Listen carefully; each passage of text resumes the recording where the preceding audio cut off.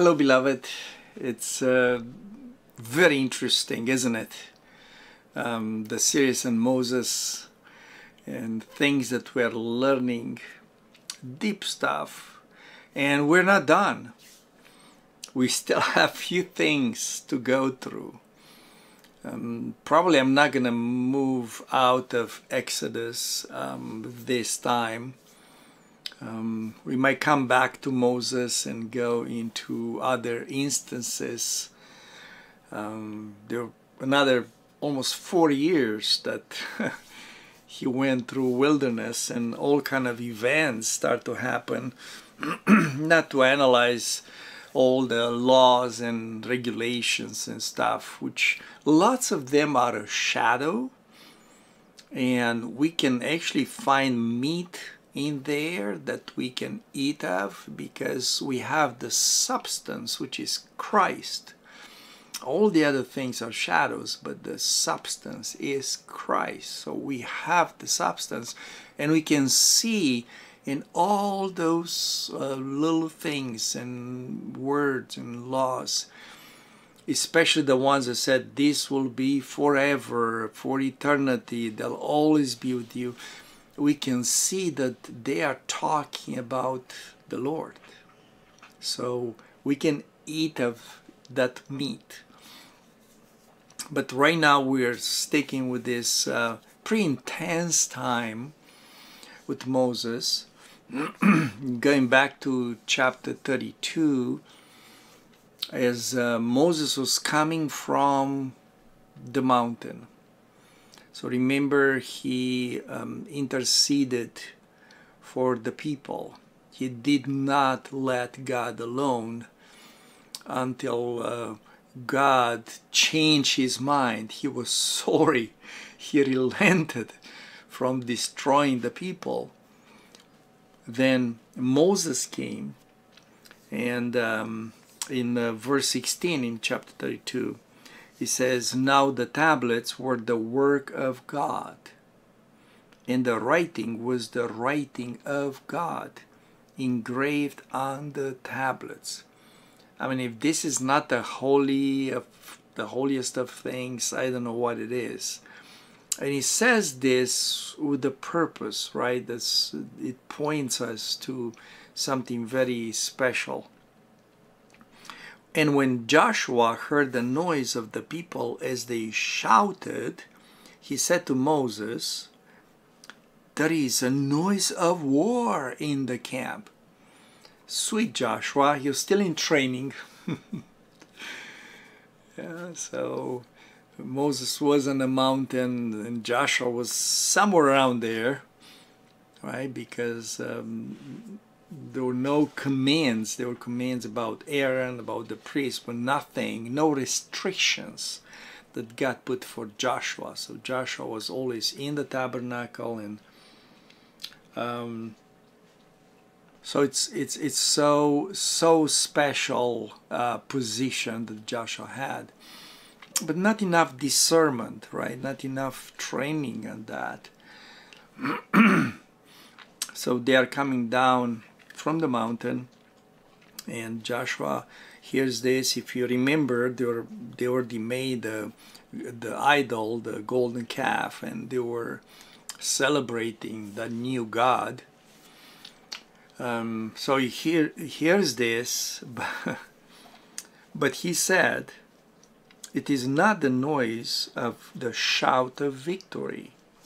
So if it is a word, then it's either they are the winner, the victorious ones, but it's not that, nor the noise of the cry of defeat. They're not the loser either. It's not a winning camp, there's not a defeat camp. This is not a sound of war. And he says, "This the sound of singing I hear." Oh, if you were hot, or if you're cold, but you're lukewarm. You know, this singing, it bothered me, this word, for years and years.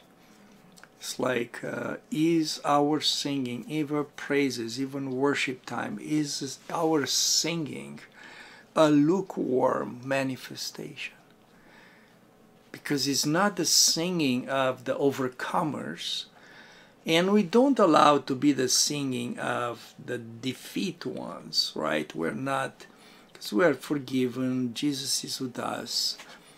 But it's not on the top, it's not on the bottom, it's just a lukewarm, oh, let's just have some songs, brothers.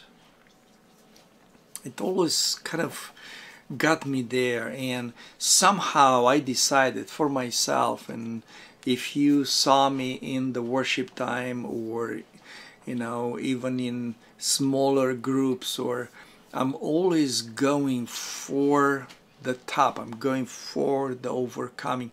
I cannot have a lukewarm worship. Why? So this is the singing I hear. I was singing to an idol. So it was as soon as he came near the camp that he saw the calf and the dancing, and Moses' anger became hot. He cast the tablets, the work of God, with the written of God engraved on them.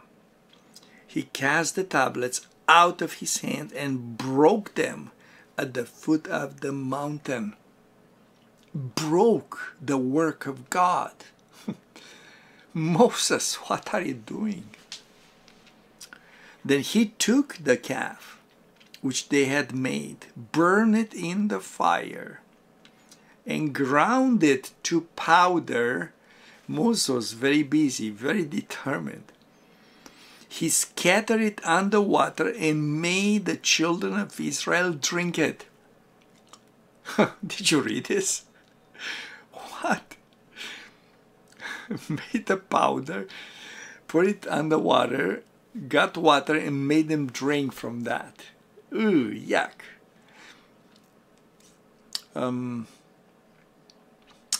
He was not joking. He didn't go there with a nicey voice and lovey-dovey. Yeah, I understand. Maybe you felt lonely for a while, so you made an idol. But, you know, I understand why you do that. And no, that was not Moses. And there was something else. He went after Aaron, his brother. The leader he left in his stead. The leader that was supposed to take care of this, right? Verse 21, he said to Aaron, "What did these people do to you that you led them into such great sin?" Ho, ho, ho. What do they do to you? How do they get to you? Do you know what you did? "Do not be angry, my lord," Aaron answered. "You know how prone these people are to evil. It's the flesh. These people are, yeah, they're just flashy, carnal. They're carnal people, carnal mind, carnal, yeah, carnal. What do you expect?" They said to me, "Make us gods who will go before us. As for this fellow Moses, who brought us out of Egypt, we don't know what has happened to him." So I told them, "You want gods? Give me your jewelry. Take it off." Then they gave me the gold. I threw it in a fire, and out came this calf. Ooh, magic. So it's their flesh. They are so sinners. And it's their gold and jewelry. And it's the fire. I mean, I threw it in the fire. That somehow he made this. That's not me. That's basically what Aaron is saying.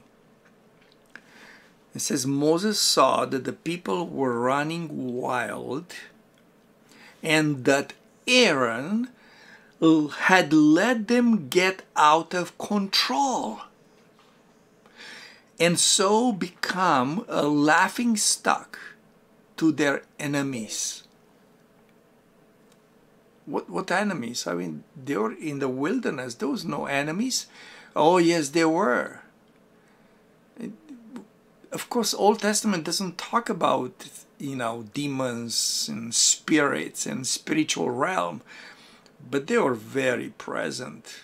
They were very present. Remember the fight on the mountain, hands raised, and they win the battle in the valley. Oh no, spiritual world was very real. A laughingstock to their enemies, all those evil spirits that could not come close to the camp because of the glory of God and the presence of God. Now they're just laughing. You're like everybody else. You are like everybody. All the people, you are the same. You've got idols. And we're laughing at God, probably. See? Yeah, is this your people? Ha ha ha. And this is so strong because Aaron had let them get out of control. What do you do as a leader that instead of stopping this on time, when you see maybe a little bit going towards the direction, you stop it on time, then you let it go until it's impossible to stop? It's a flood. What can you do except run? Hide. Aaron let it happen. This was a leadership issue. And Moses knew that. And then in verse 26, and this is strong. Okay, I don't know how you're gonna interpret this, but this is in the Word. This is coming from someone that had the tablets in his hand. He broke them, that's true. And he said, do not kill. God wrote that. So Moses stood at the entrance to the camp. Sorry. And said, whoever is for the Lord, come to me. Who is for the Lord? And all the Levites rallied to him. Then he said to them, this is what the Lord, the God of Israel, says. Now, we don't find really God telling Moses that, but somehow he hears the Lord, or he comes with the word from the Lord. It says what he says: each man strap a sword to his side, go back and forth through the camp from one end to another, to the other, each killing his brother and friend and neighbor. Wow. Wow. It doesn't say the person didn't like your enemy, the person made fun of you, that bullied you. No. Kill the brother, the friend, and the neighbor. The Levites did as Moses commanded, and that day about 3,000 of the people died. Then Moses said, listen, you have been set apart to the Lord today, for you were against your own sons and brothers, and he has blessed you this day. We're talking about being no respecter of persons, no fear man. That's what set the Levites aside. So the Lord is their inheritance. Set them aside. because nothing else mattered. Remember Jesus saying a similar thing? Luke 14:26. If anyone comes to me and does not hate father, mother, wife and children, brothers, sisters, yes, even their own life, such a person cannot be my disciple. And whoever does not carry their cross and follow me cannot be my disciple. Yes, these are not really words that you want to hear with the all-receiving, full of grace words that we are preaching and giving to people. And yes, this is so important to know that they come as they are. But when they come as they are, we have to let them know that they will be changed. And this is what changes them. Because they get to the place where they say, no, I'm sick and tired of being sick and tired. I don't want to be just in a sheepfold, not understanding anything, just dealing with things every day. I want to know my Lord. Show me. And the Lord says, okay, get the sword ready. Because you cannot be a respecter of person. That's what Aaron did. And that's where the leadership failed. Just one more question. When do you think Moses got rid of the fear of man? Because he had it. Even if he was so big in Egypt, he had it. He ran away from Pharaoh. He had that. When do you think he got rid of it? When do you think God dealt with that deep inside his heart? Because this man here, it's a totally different man that was 40 years ago. Totally different. Maybe at the first miracle, the burning bush, seeing God performing the crossing of the Red Sea, the drying on dry land. I mean, that's a huge miracle. Seeing the power stretch the staff and it happens. Personally, I think that he got completely addicted to God, completely changed, and absolutely with zero fear of man and trying to please man, zero. When he had dealt directly with God and he had seen that what God says he will do. And when he heard and he felt, let me alone and I'll deal with this once and for all, he saw the real God. It's playing no games. I think that's the place when the old Moses died. And this Moses that absolutely didn't care about what people were saying, including his brother, and called the Levites to kill the relatives, that Moses came through. No respecter of person. This is what he does in your soul. Amen.